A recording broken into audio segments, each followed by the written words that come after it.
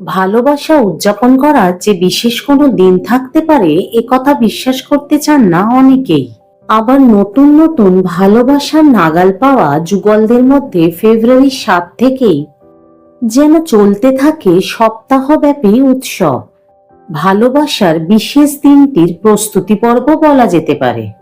প্রথম দিন গোলাপ দিয়ে, পরের দিন প্রেমের প্রস্তাব দিয়ে, তৃতীয় দিন চকলেট আর চতুর্থ দিনে টেডি হাতে, পঞ্চম দিনে পাশে থাকার অঙ্গীকার করে, ষষ্ঠ দিনে একে অপরকে জড়িয়ে, শেষ দিনে চুম্বন দিয়ে শেষমেশ বহু প্রতীক্ষিত ভ্যালেন্টাইন্স ডের দরজায় পৌঁছানোর ঝক্কি কি কম। ভালোবাসার রং যেহেতু লাল, তাই ওই দিনটিতে লাল রঙের পোশাক, লাল গোলাপ, লাল বেলুন হাতে শহরের বিভিন্ন জায়গায় যুগলদের ভিড়ও জমে খুব। দিন জুড়েই চলে দেদার বেড়ানো, খাওয়া দাওয়া। কিন্তু কয়েক দশক আগে পর্যন্ত বাঙালি প্রেম দিবস মানে ছিল সরস্বতী পুজো।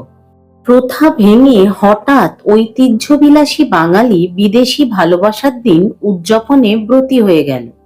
ভালোবাসার রং লাল হওয়ার নেপথ্যে রয়েছে রক্তাক্ত এক ইতিহাস। পঞ্চম শতাব্দীর শেষের দিকে পোপ গেলাসিয়াস ১৪ই ফেব্রুয়ারির দিনটিকে ভ্যালেন্টাইন্স ডে হিসেবে ঘোষণা করেছিলেন। ইতিহাসের পাতা ঘাঁটলেই জানা যায় সেন্ট ভ্যালেন্টাইনের আত্মত্যাগের গাথা। পাশ্চাত্যের সমস্ত দেশগুলিতে ১৪ই ফেব্রুয়ারির দিনটিতে সেন্ট ভ্যালেন্টাইনের স্মৃতির উদ্দেশ্যে দিনটিকে পালন করা হয় ভ্যালেন্টাইন্স ডে হিসেবে। কিভাবে শুরু হয়েছিল ভ্যালেন্টাইন্স ডে এর প্রচলন? কেই বা ছিলেন এই ভ্যালেন্টাইন? উত্তর পেতে গেলে ফিরে যেতে হবে পাশ্চাত্য সভ্যতার ইতিহাসের পাতায়। মূলত এই দিনটি পালন করা হয় সেন্ট ভ্যালেন্টাইন নামক এক ব্যক্তির মৃত্যুদিনকে স্মরণ করার জন্য। খ্রিস্ট ধর্মীয় উৎসব হিসেবে পালিত হয়ে আসছিল।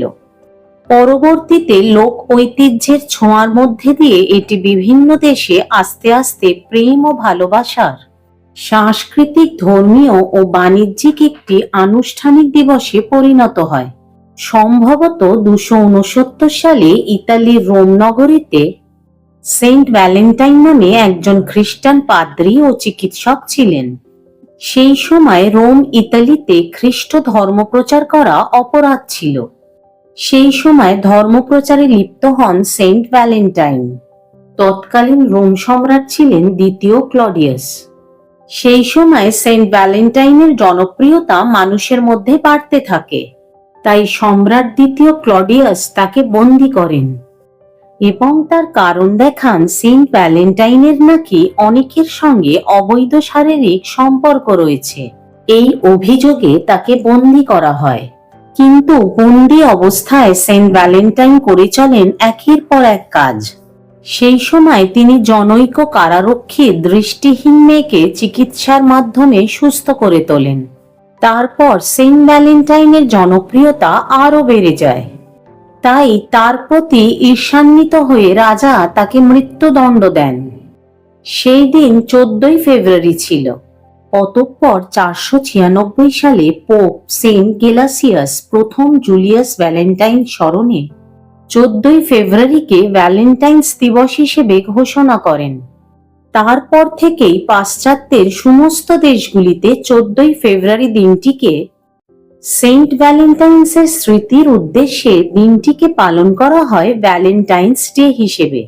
যেহেতু সেন্ট ভ্যালেন্টাইন্স একজন জনপ্রিয় পোপ ও তার সঙ্গে সমগ্র ইতালির মানুষের ভালোবাসার মানুষ হয়ে উঠেছিলেন, সেই কারণে এই দিনটিকে ভালোবাসার দিবস হিসেবে পালন করা হয়। আধুনিক যুগে ভালোবাসার দিবস একটি বাণিজ্যিক উৎসবে পরিণত হয়েছে।